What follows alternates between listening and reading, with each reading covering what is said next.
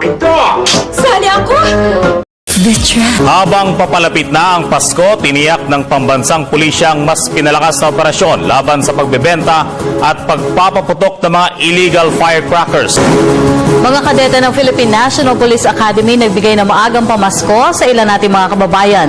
Iginiit ni Senadora Nancy Binay na dapat ang buong miyembro ng Senate Blue Ribbon Committee ang magdesisyon. Sa mga balita natin, itinuturnover na po ng Department of Agriculture ang village-type corn processing hub sa isang tinatawag na isa akong... O Lord, our life had been influenced by so many factors, so many events, so many people.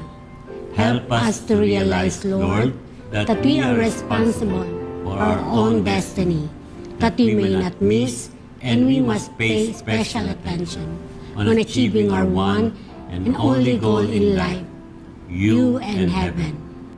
If we miss it, we miss everything. All our life, we allowed others to influence us. In all of these, we were not totally free. We want now to declare our independence. We want to exercise our right to choose you. But we need your grace to do it. We need your mercy for it. O Lord, you did it. You You finished your suffering on the cross.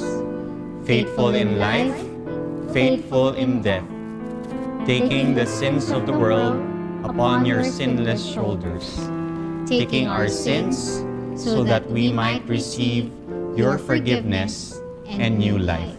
All praise to you, O Lord God, for finishing the work of salvation, for saving us.